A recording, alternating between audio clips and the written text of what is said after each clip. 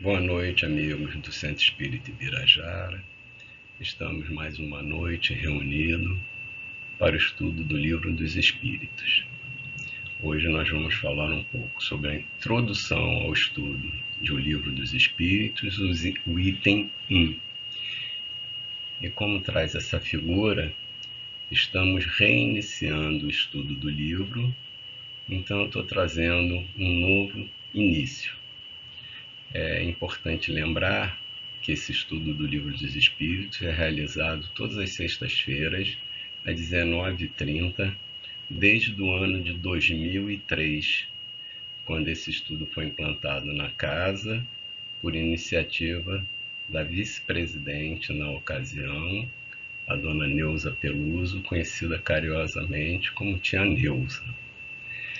Durante esse período de 2003 até hoje, já o livro foi feito o estudo completo, que é desde a introdução até a conclusão, por várias vezes, tendo no início já a Ângela Delu participado da implantação desse estudo e hoje ela estando coordenando. Mas esse estudo já passou pela coordenação de outros amigos, outros irmãos da nossa casa que mantiveram ativo esse estudo. Esse estudo era realizado, hoje está de modo virtual, mas era realizado na nossa casa com participação de irmãos da nossa casa, mas também como convidados de outra casa co-irmãs. Então é um livro importante, seguindo a orientação da FEB, de manter o estudo ativo nas casas das obras básicas. Então esse é o primeiro livro que nós vamos fazer alguns comentários, uma introdução breve, e nós vamos começar fazendo uma leitura do livro Vida Feliz, psicografado por Divaldo Franco, com ditado pelo espírito de Joana de Ângeles. Refreia os impulsos que procedem dos instintos desgovernados e age sob o comando da razão. É verdade que o sentimento bom deve derreter o gelo da lógica racional, no entanto, muitas vezes a frieza da emoção ou a sua loucura agressiva necessitam da vigilância do raciocínio. Cérebro e coração devem atuar juntos, proporcionando as vantagens do equilíbrio e de comedimento em favor de uma vida sadia. Ouve com o sentimento e agem com a razão, dosando bem a participação de cada um. Então vamos fazer uma prece, vamos nos irmanar, agradecendo essa possibilidade de estarmos reunidos, mesmo que de forma virtual, para o estudo dos ensinamentos trazidos pelos nossos mestres, pelos espíritos de luz. Passamos por um momento de muita aflição no nosso orbe, mas temos certeza que, como disse Maria para Chico, isso também passa. E precisamos estar, através dos estudos, nos fortalecendo para as tarefas que virão após, pela necessidade de trabalho que nos será apresentado. Então agradecemos, irmão de luz, a possibilidade de estarmos aqui reunidos, o suporte espiritual dos gestores da casa de Ibirajara, de Djalma, Asdrúbal, Diogo da Cruz e todos os outros irmãos de luz que vêm trazendo o suporte à nossa casa e pedindo que nos intua essa noite para que o estudo seja proveitoso, que me intua, para que eu possa conseguir transmitir de forma clara e simples. Que assim seja, graças a Deus. Então nós vamos iniciar nosso estudo. Primeiramente eu quis apresentar um pouquinho do Codificador, de Allan Kardec. Então, Allan Kardec, o nome dele era Hippolyte Léon Denisard Rivail.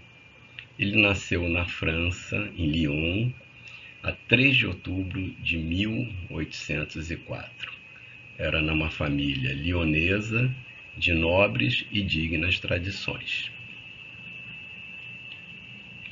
Com a idade de 10 anos, seus pais o enviam a Yverdon ou Yverdon, cidade de um cantão de Vaud, na Suíça, a fim de completar e enriquecer a sua bagagem escolar no célebre Instituto de Educação, ali instalado em 1805, pelo professor Pestalozzi.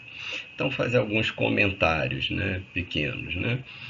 Na realidade, eu devia esclarecer antes, né, que eu fiz o estudo baseado no ESG, no tomo 1, no que é o Espiritismo, evidentemente no que é o Evangelho segundo o Espiritismo e outras informações coletadas, né? Então, aqui a gente já traz, né, que ele é de uma família de tradição. Porém, aqui no segundo parágrafo, com a idade de 10 anos, seus pais o enviaram a Yverdon. O Charles Kempfer fez um estudo, né, uma avaliação sobre o pai de Kardec. E, na realidade, o Kardec perde contato com o pai quando ele tinha 2 a 3 anos. O pai é militar, é enviado à Espanha e provavelmente desencarna na Espanha. Então, na realidade, os pais que aí diz, Kardec foi criado pela sua mãe, sua avó e um tio. Mas, de qualquer jeito, foi dado esse suporte educacional e ele é enviado a essa escola do professor Pestalozzi, que até hoje tem um método de educação conhecido, né, que se instalou ali. Você vê, tinha pouco tempo a escola, né? A escola é 1805, Kardec sai em 1804, e Kardec, pela sua inteligência, pela perspicácia, pelo esforço, durante a permanência lá, ele participa também como educador. E em alguns momentos ele é o substituto do professor Pestalozzi quando este viajava para apresentar o seu modelo educacional a outras cidades, a outros países, né?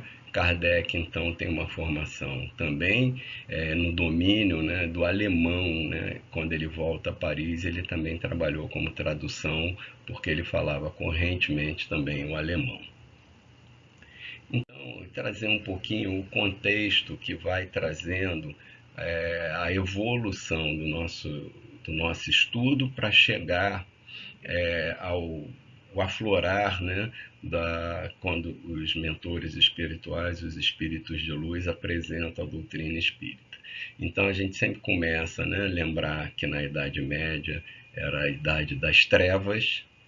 O século XVIII já começa uma grande evolução, né, quando ocorre o iluminismo, né, vários filósofos, vários artistas de todas as vertentes, da escrita, da música, da pintura, né, de artes plásticas, vamos dizer, afloram e trazem, né, a denominação do século da iluminação, né? E Kardec, estando na França, claro, ele tem uma grande influência do que ocorre depois da Revolução Francesa, né? E junto disso também tem correndo na Inglaterra a Revolução Industrial. Então, no apagar das luzes, né, no final do século XVIII, a França era uma monarquia governada por Luís XVI. É importante isso, era um país agrário com industrialização incipiente, quer dizer, essa industrialização, essa mudança ocorre depois e é puxada pela Revolução Industrial que ocorria mais fortemente na Inglaterra. E é interessante para a gente ver o que traz de informação é que a sociedade francesa era formada por 3 grupos básicos, que eram chamados de Estado. O primeiro Estado era formado pelo clero, né, que também era subdividido no alto clero, que eram os formadores da igreja que vinham da nobreza, e o baixo clero, que eram os religiosos que tinham que trabalhar, que tinham que ter esforço para ter a sua subsistência mantida. É até interessante hoje que a gente vê muito na Câmara dos Deputados, né? Do alto clero, do baixo clero, então já vem dessa ocasião essa informação. Seriam os padres mais simples, os associados à igreja, né? Mas que precisavam ter o seu sustento. E esse grupo não pagava imposto, assim como o segundo estado, que era a nobreza, que também não pagava imposto. E vinha a população geral, que era o terceiro estado, que era a burguesia, que essa burguesia englobava os donos de empresas, de fábricas, banqueiros, comerciantes, advogados e médicos, que era a classe dominante, né, que tinha dinheiro, mas também os que trabalham com o artesanato, o proletariado industrial e o camponês. Então, com esse desequilíbrio social, começa a temperatura a subir e deságua na Revolução Francesa, a grande mudança, uma revolução muito importante, onde traz os direitos humanos, onde é escrito os direitos humanos, e que depois vem Napoleão Bonaparte e deturpa um pouco essa revolução tomando o poder. Mas então isso começa a mostrar um pouquinho como a igreja, né, era também vista por uma grande parte da população, né, como um domínio econômico que acontecia, trazendo dificuldade. Então, quando a gente entra no século XIX, a gente tem a igreja com algumas dificuldades com a população, e aí vem o século da razão, né? Então tem vários filósofos e muda. E um dos importantes filósofos, eu trouxe isso porque tem uma importância em Kardec, é o positivismo de Augusto Comte. Eu trouxe esse quadrinho que é bem interessante, né? Porque ele traz o objetivo, era uma corrente de pensamento que pretendia organizar cientificamente a sociedade e dar estabilidade à burguesia que queria se manter no poder após a Revolução Burguesa, né? O positivismo, ele é o pai do socialismo. Ele também tem uma visão etnocêntrica, ele tem amor ao conhecimento, ele é uma proposta de reconhecimento do que é científico, mas trazia um afastamento do que era metafísico. E é interessante também a gente lembrar que houve o positivismo, teve uma grande influência também no nosso país, inclusive a bandeira Ordem e Progresso seria Amor e Progresso, virou Ordem e Progresso, por causa da influência do positivismo no nosso meio militar, né? E o positivismo sempre trazia um raciocínio científico. Então, de acordo com o principal, né, filósofo dessa linha que trouxe foi Augusto Comte. Ele fala, né, de acordo com o positivismo de Augusto Comte, a humanidade ultrapassou o estado teológico e o estado metafísico ao penetrar no o estado positivo, caracterizado pelo sucesso dos conhecimentos positivos, fundado numa certeza racional e científica. Daí que é conhecido o século XIX como século da razão. Tais ideias conduzem aos exageros científicos em que a fé na ciência se torna a fé verdadeira, quer dizer, existe um abandono da fé da espiritualidade, acreditando-se que ela vai resolver todos os problemas, elucidar todos os mistérios do mundo, tornar inúteis a religião e a metafísica. Então, é nesse momento que Kardec está na sociedade e, evidentemente, ele é influenciado por isso. né? Então, isso traz a história do comportamento de Kardec, que era um cientista, né? Ele era membro de várias sociedades, na época na França, ele publicou vários livros, ele tem uma proposta educacional para o povo francês, para o ensino do povo francês. Então ele era um cientista, né? E quando ele começa a fazer a obra, ele é muito influenciado por isso, e ele traz então aquela filosofia socrática da maêutica, né, que é como a gente vê no Livro dos Espíritos adiante. Muitas vezes ele faz perguntas repetidas, e a maêutica nada mais é do que trazer a luz, era dar o parto ao conhecimento. E Sócrates trazia isso no final para dizer: eu sei que nada sei, né? Por isso, porque de acordo com quando iam sendo feitas as perguntas, o inquirido ou demonstrava conhecimento ou tinha contato com seu desconhecimento. E isso era um estímulo para conhecer. E Kardec traz exatamente essa proposta, né, de uma avaliação. Então, por isso, né, que a doutrina espírita ele traz que tem seu tríplice aspecto, que é da religião, é da ciência e é da filosofia. Eu estou trazendo algumas figuras que eu trouxe, que eu consegui de Paris no século XVIII, que a gente vê que era bem rural mesmo, né? Bem proletariada, né? Que trazendo a venda na rua. É uma figura de Nicolas Guerrat. Então, Kardec, né? Ele tem várias atividades como professor, como editor de livros, e em 1854 ele ouviu pela primeira vez falar das mesas girantes, que era uma moda na França, as pessoas se reuniam, mas eram encontros sociais, né? A princípio, ele teve contato, essa informação, através do senhor Fortier, que era um magnetizador. Kardec também tinha conhecimento do magnetismo, né? E ele mantinha relação com esse senhor em razão dos estudos. E Fortier convida ele, mas no momento ele acha que aquilo não traz nenhum conhecimento, e ele não, naquele momento ele não se sente mobilizado em 1854 a ter contato, a frequentar os lugares com as mesas girantes. Mas em 1855 ele também encontra um outro amigo de 25 anos, o senhor Carlotti, que discorre, né, acerca desses fenômenos com grande entusiasmo. E ele fala para Kardec: você ainda será um dos nossos. E aí Kardec já começa a ver um pouco diferente.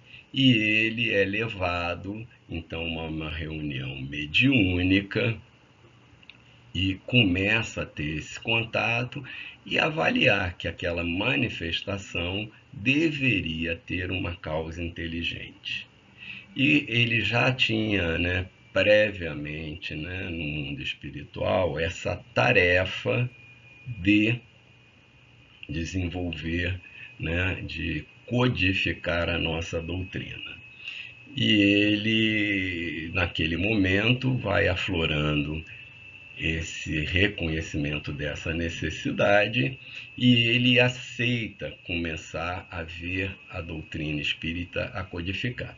E a gente vai ver que o editor, né, o senhor Didier, já acompanhava há 5 anos o estudo dos fenômenos e já reunia 50 cadernos de comunicação diversa, mas o grupo que participava das reuniões mediúnicas não tinha a capacidade de colocar aquelas informações em ordem. E já conhecendo, né, as qualidades e a aptidão de Kardec, ele entrega e Kardec aceita esses 50 livros para organizar, né? Ele que pudesse arranjar e dar uma sequência lógica a essas comunicações que já haviam sendo recebidas nas mesas mediúnicas. Ele também tem contato com a família do senhor Baudin, e que tem as 2 filhas, né, adolescentes, que são as médiuns que participam, trazendo mensagens do mundo espírita para a codificação. Bom, então Kardec já mobilizado, em uma das mesas mediúnicas, né? Ele tem contato com uma das primeiras vezes com o espírito da verdade. E aí ele questiona o espírito da verdade, qual é, vamos dizer, a função dele da codificação. E o espírito da verdade diz de forma clara, né, os objetivos, mas faz um alerta a ele. Não esqueças que podes triunfar, como podes falir. Nesse último caso, outro te substituiria, porquanto os desígnios de Deus não assentam na cabeça de um homem. Então, a doutrina espírita é dos espíritos, não é de Kardec. E ele recebe esse alerta do espírito da verdade, né, que se apresenta a ele e diz: me chama de verdade, quando ele pergunta o nome, me chames de verdade, e alerta ele sobre a possibilidade de ele triunfar pelo esforço, mas que se ele não conseguisse, outro faria. Né? Então a doutrina chegaria de alguma forma, ou através de Kardec, ou através de outro missionário. E adiante, né, nesse diálogo, Kardec é alertado pelo Espírito da Verdade, um texto que eu vou trazer completo, porque 10 anos depois, Kardec, na Revista Espírita, traz uma carta que ele diz que tudo que foi revelado a ele pelo Espírito da Verdade 10 anos antes aconteceu, inclusive assédios morais que ele tinha na Sociedade Espírita de Paris. Então o Espírito da Verdade alerta ele: não suponhas que te baste publicar um livro, 2 livros, 10 livros, para em seguida ficares tranquilamente em casa. Tem que expor a tua pessoa. Suscitará contra ti ódios terríveis. Inimigos encarniçados se conjurarão para tua perda. Ver-te-ás abraços com a malevolência, com a calúnia, com a traição mesma dos que te parecerão os mais dedicados. As tuas melhores instruções serão desprezadas e falseadas. Por mais de uma vez sucumbirás sob o peso da fadiga. Numa palavra, terás de sustentar uma luta quase contínua, com sacrifício do teu repouso, da tua tranquilidade, da tua saúde e até da tua vida, pois sem isso viverias muito mais tempo. Então, olha o compromisso que Kardec assume, né, e leva ao termo, né, porque ele sabia de todos os percalços, inclusive que haveria um prejuízo à sua saúde, ele podendo desencarnar antes no prazo que estabelecido, né, pelo o esforço, ele poderia ter vivido mais. Mas ele assume essa tarefa, como nós já conhecemos, com todo esforço, com toda educação, para levar à frente o compromisso que ele tinha assumido. Bom, e por que o nome de Allan Kardec? Ele, numa das mesas mediúnicas, aparece um espírito, o espírito protetor, que era Zéfiro, e que comunicou ao Kardec, numa comunicação pessoal, que dizia a ele, né, Zéfiro já ter conhecido ele de existência pré-existente, quando ao tempo dos druidas viviam juntos nas Gálias, e que ele chamava de Allan Kardec, e que com a amizade que lhe havia votado, só fazia aumentar durante todo esse tempo, prometia-lhe esse espírito secundá-lo na tarefa muito importante a que ele era chamado e que facilmente levaria a termo. Então, Kardec, no momento do lançamento, quando acaba de produzir a primeira edição do Livro dos Espíritos, optou, né, por assinar a codificação com o nome de Allan Kardec, com pseudônimo, porque ele temia, como ele era muito conhecido na sociedade francesa, era um cientista, ele temia que aquilo ia trazer mais problemas se ele assinasse com o nome dele do que como pseudônimo. Ele acha que ia ser improdutivo ele assinar com o nome dele. E Kardec é bastante cuidadoso, como a gente vê, né? Então, o Livro dos Espíritos é lançado em 18 de abril de 1857. A primeira edição do Livro dos Espíritos tinha 501 perguntas e só a parte da segunda edição é essa edição que nós temos contato das traduções que são realizadas que nos chegam. Tá? A partir da segunda edição. Essa primeira edição a gente não tem as traduções, os contatos, então teriam só 501 perguntas. Né? E Kardec traz: não me contentei com essa verificação, diz ainda Allan Kardec, que os espíritos me haviam recomendado. Tendo-me as circunstâncias posto em relação com outros médios, toda vez que se oferecia ocasião, eu aproveitava para propor alguma das questões que me pareciam melindrosas. Então é aquele método que eu falei, né? O método socrático. Ele levava aos espíritos as perguntas que ele tinha dúvida para depois avaliar as respostas recebidas e ver se existia uma unicidade e a universalidade. Eu acho que eu já falei no estudo anterior, foram mais de 200 cidades que mandaram as mensagens para Kardec, para análise, né? Foram de vários países, né? De outros continentes, quer dizer, do continente americano, chegaram as mensagens que Kardec analisou e codificou.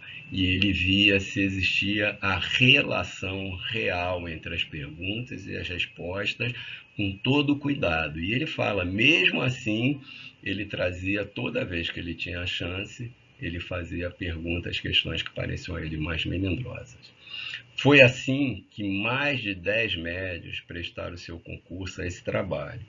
E foi da comparação e da fusão de todas as respostas coordenadas, classificadas e muitas vezes refeitas no silêncio da meditação, que formei a primeira edição do Livro dos Espíritos, a qual apareceu em 18 de abril de 1857. Tem um diálogo muito curioso de Kardec, onde ele está fazendo um texto, escuta umas batidas, na outra seguinte reunião mediúnica, o Espírito da Verdade se apresenta a ele dizendo: ontem eu estava te chamando a atenção sobre aquele texto que você escreveu. E ele fala: eu já revi o texto nessa manhã, rasguei e reescrevi. Ele falou: mesmo assim, vá lá e reveja que ainda tem erros. Então, existia um suporte contínuo da espiritualidade sob uma coordenação do Livro dos Espíritos. Né? Então, quando Kardec era intuído, era auxiliado. E aí é importante, numa pequena conferência espírita, né, que é o Espiritismo, Kardec tem contato com o cético. Mas antes disso dizer, né, que o Livro dos Espíritos ele é dividido em 4 partes ou 4 livros. E essas 4 partes ou 4 livros depois se expandem, vamos dizer assim, em informações nos outros 4 livros do Pentateuco. Então vamos fazer a relação. O primeiro livro seria as causas primárias, onde há, vamos dizer, a expansão desse conhecimento no livro A Gênese, que é o último livro do Pentateuco. Né?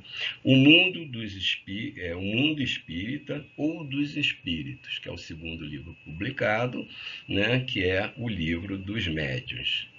As Leis Morais, que é o terceiro livro publicado, está relacionado, né, o terceiro livro às Leis Morais, que é o Evangelho segundo o Espiritismo, e o quarto livro, ou quarta parte do Livro dos Espíritos, que é Esperanças e Consolações, que está relacionado o céu o céu e o inferno. Então a gente vê que existe toda uma coordenação do mundo espiritual, uma preparação. Então o Livro dos Espíritos condensa toda a doutrina espírita, mas existe posteriormente uma expansão em outros livros, né? Aumentando o nosso conhecimento. Daí a importância do conhecimento da leitura de toda a obra do Pentateuco. E Kardec, né, na introdução 1, que é o final, né, do último texto que eu vou falar, ele é quando ele diz que ele fala o espiritismo, porque o espiritismo, porque o espírita ou espiritista. Então a pergunta do cético é: pergunto-vos, em primeiro lugar, qual a necessidade da criação de novos termos, espírita e espiritismo, para substituir espiritualista e espiritualismo, que são da língua vulgar e por todos compreendidos? Então Kardec vai responder que o espiritualismo é aquele ou aquela pessoa cuja doutrina é oposta ao materialismo. Então, quem não é materialista é espiritualista. Não necessariamente o espiritualista é espírita, porque o espírita ele crê na imortalidade da alma, né? É baseado no conhecimento, na aceitação da imortalidade da alma e da comunicação do mundo material com o mundo espiritual. E não todos os espiritualistas creem nisso, né? Existem várias religiões que acreditam que o espírito volta para uma área comum. Então tem várias visões diferentes. Então ele acha que é necessário trazer essa nova palavra, senão ele vai ter que dizer: é um espiritualista que não acredita na imortalidade da alma e na comunicação com o mundo dos espíritos. E esse é um espiritualista que acredita. Então ele traz a necessidade de um novo termo. Então ele fala: para as coisas, novas coisas, são necessários termos novos, quando se quer evitar equívocos. E ele conclui: todas as religiões são necessariamente fundadas sob o espiritualismo. Aquele que crê em nós, em que em nós existe outra coisa, além da matéria, é espiritualista, o que não implica a crença nos espíritos e na manifestação dos espíritos. Então, basicamente, é o que ele traz nesse item 1 do Livro dos Espíritos, explicando por que esse termo, né? O livro, que é o Espiritismo, é lançado em 59, um pouco antes da segunda edição, e ele traz essa explicação por que esse novo termo. Então, na próxima semana, nós continuaremos os estudos, né, da introdução do Livro dos Espíritos. Eu espero que eu tenha conseguido trazer as informações, algumas outras do contexto, né, do relacionamento amplo do Livro dos Espíritos e dos livros subsequentes que compõem o Pentateuco Espírita, estimulando todos a ler mais um pouco sobre essa obra, né? Então, só para relembrar, eu usei o ESD, usei o que é o Espiritismo e a introdução do Livro dos Espíritas e alguns outros textos históricos, né, que a gente já estava trazendo anteriormente. Então, desejo uma boa noite a todos, né, que agora que esses estudos vão ficar no site, né, no YouTube do canal do CEI Birajara, que todos possam acompanhar esse estudo, que será de forma contínua como já tem feito, ajudando, né, o maior conhecimento da nossa doutrina. Então, com saudade de todos, espero que todos bem e até a próxima reunião.